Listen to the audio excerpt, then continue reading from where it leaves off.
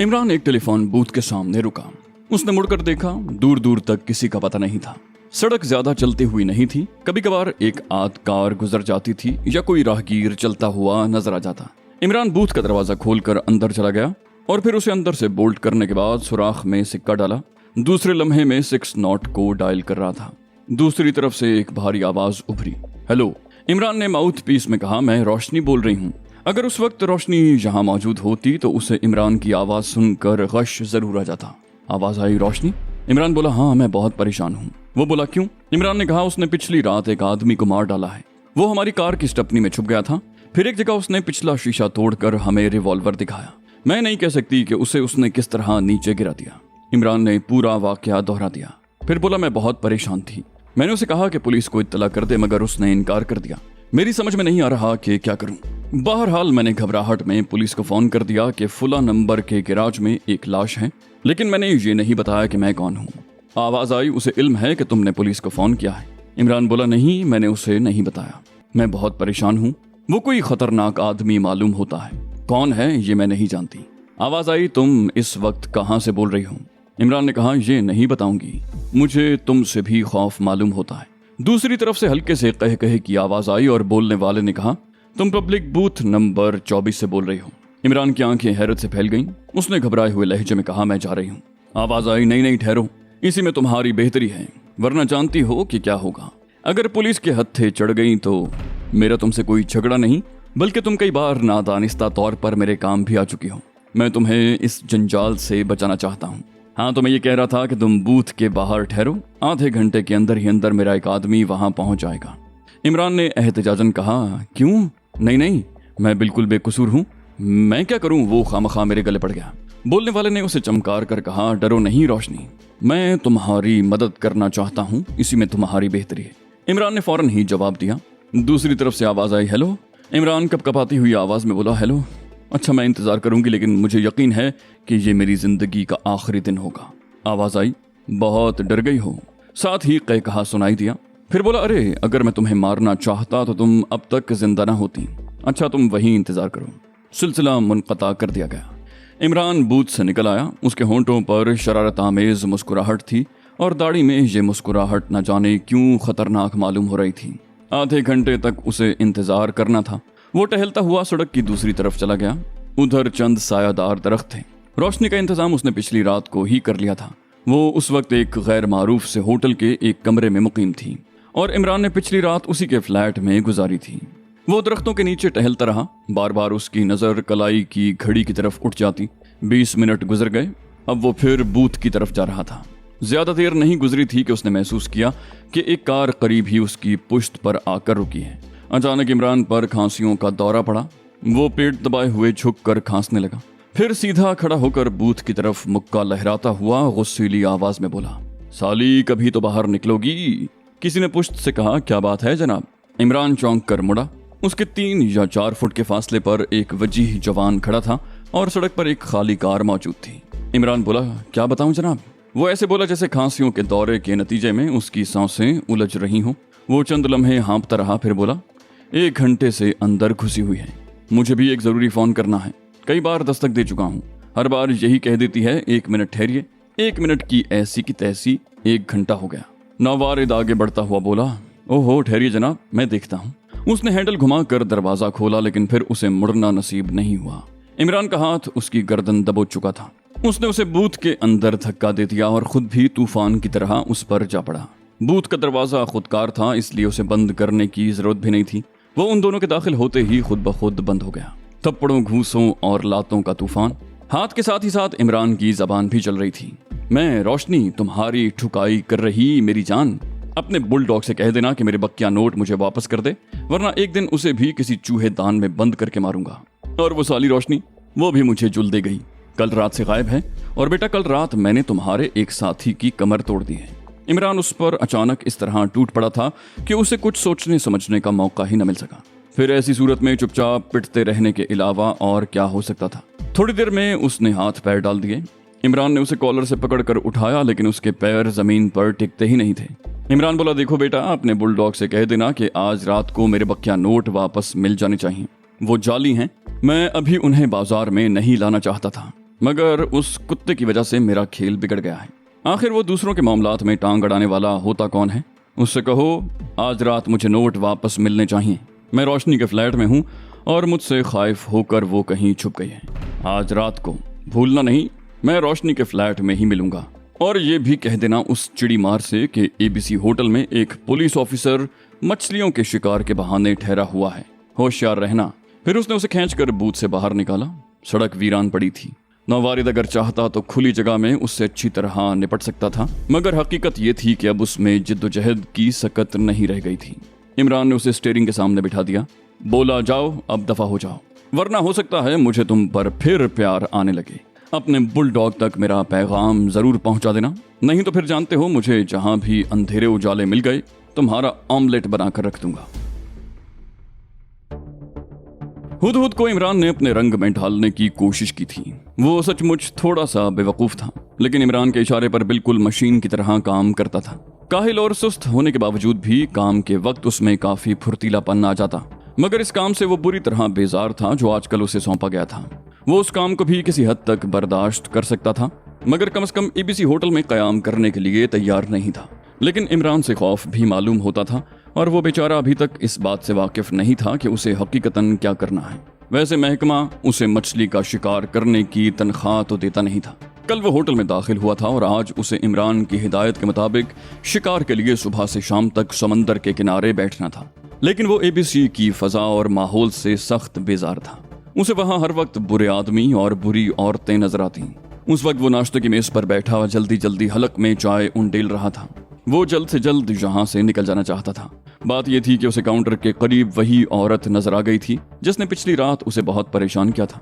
रात वो नशे में थी और हुदहुद के सर हो गई थी कि वो उसे फिल्म देवदास का गाना बालम बसो मोरे मन में सुनाए। हुदहुद की बौखलाहट देखकर दूसरे लोग भी इस तफरीह में दिलचस्पी लेने लगे। पता नहीं किस तरह हुदहुद ने उससे पीछा छुड़ाया था। अब इस वक्त फिर उसे देखकर उसके हाथ पैर फूल गए थे। लेकिन औरत जो उस वक्त नशे में नहीं थी काफी संजीदा नजर आ रही थी। हुदहुद ने जल्दी जल्दी नाश्ता खत्म किया और कमरे से शिकार का सामान लेकर घाट की तरफ रवाना हो गया। हुदहुद यहाँ आने के मकसद से तो वाकिफ नहीं था। वो अच्छी तरह जानता था कि इमरान को उस इलाके से क्यों दिलचस्पी हो सकती है, मगर वो ये नहीं जानता था कि खुद उसे क्या करना है।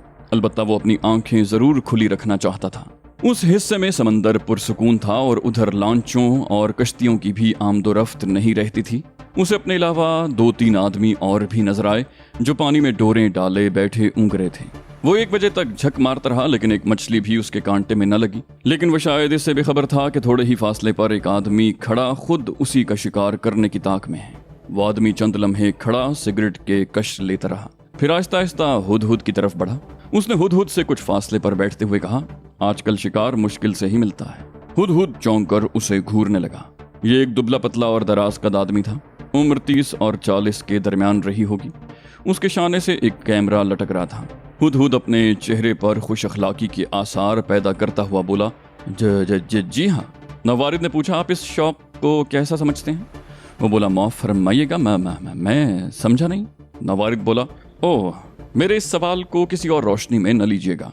मेरा ताल्लुक दरअसल एक बातस्वीर माहनामे से है और मेरा काम यह है कि मैं मुख्तलिफ किस्म की हॉबीज के मुतल्लिक मालूमात और तस्वीर फराहम करूं। हुदहुद मुस्कुरा कर बोला, ये मेरी हॉबी नहीं है बल्कि पेशा है। नवारिद भी हंसने लगा, बोला, मैं नहीं यकीन कर सकता जनाब। हमारे यहाँ के पेशेवर समंदरों में जाल डालते हैं और उनका लिबास इतना शानदार नहीं होता और तिनकों के हैट नहीं लगाते। हुदहुद भी खामखा हंसने लगा और नवारिद ने कहा, मैं आपका शुक्रगुजार हूँगा अगर आप मुझे शिकार खेलते हुए 2-3 पोज दे दें। हुदहुद बोला, यहाँ अकेला मैं ही तो नहीं हूँ। नवारिद ने कहा, दुरुस्त है, लेकिन मैं उन्हें इस काबिल नहीं समझता कि उनकी तस्वीर किसी ऐसे माहनामे में शाया हो जो अमेरिका, इंग्लैंड, फ्रांस, जर्मनी और हॉलैंड जैसे ममालिक में जाता हो। हुदहुद गधे की तरह फूल गया और उसने अपने 3 पोज दिए, लेकिन इस शौक से मुतल्लिक इजहार ख्याल करते वक्त वो बुरी तरह हक लाने लगा। जाहिर है कि उसे मछलियों के मुतल्लिक सिर्फ इतना ही मालूम था कि हर मछली लजीज नहीं होती और खा वो किसी किस्म से ताल्लुक रखती हो उसमें कांटे जरूर होंगे। आखिरकार तंग आकर उसने कहा, मैं ज़बानी नहीं बता सकता, लिख कर दे सकता हूँ। नवारिद सर हिलाकर बोला, होता है। बाज लोग लिख सकते हैं, बयान नहीं कर सकते। अच्छा, कोई बात नहीं, मुझे इसके बारे में जितना भी इल्म है खुद ही लिख लूंगा। वैसे आप मुझे अपना नाम और पता लिखवा दीजिए। हुदहुद ने इत्मीनान का सांस लिया। जाहिर है कि उसने नाम और पता गलत ही लिखवाया होगा। नौवारिद रुखसत हो गया, लेकिन उस नौवारिद की घात में भी कोई था। जैसे ही वो रेतले हिस्से को पार करके बंदरगाह की तरफ जाने वाली सड़क पर पहुंचा, एक आदमी तोते की ओट से निकलकर उसका ताक़ुब करने लगा, और यह आदमी इमरान के अलावा और कोई नहीं था। रोशनी अपने अकामती होटल में पिछली रात से इमरान का इंतजार कर रही थी। वो उसे होटल में ठहरा कर जल्दी ही वापस आने का वादा करके रुखसत हो गया था। रोशनी उसके लिए बेहद मुतफक्किर थी, लेकिन इतनी हिम्मत भी नहीं थी कि उसकी तलाश में निकल खड़ी होती। उसे पुलिस का भी खौफ था, और वो भयानक आदमी तो था ही उसकी तलाश में। सारा दिन गुजर गया, लेकिन इमरान नहीं आया। उस वक्त शाम के 4 बज रहे थे और रोशनी कतई नाउम्मीद हो चुकी थी।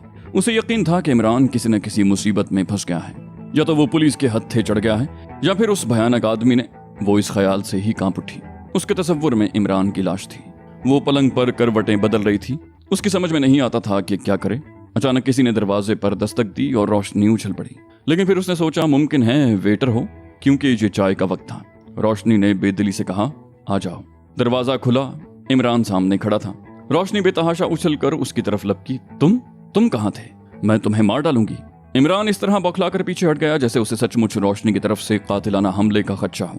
रोशनी हंसने लगी, मगर उसे झंझोड़कर बोली, तुम बड़े सुअर हो, बताओ कहाँ थे? इमरान संजीदगी से बोला, चच्ची फरजाना का मकान तलाश कर रहा था। वो बोली, क्यों, ये कौन है?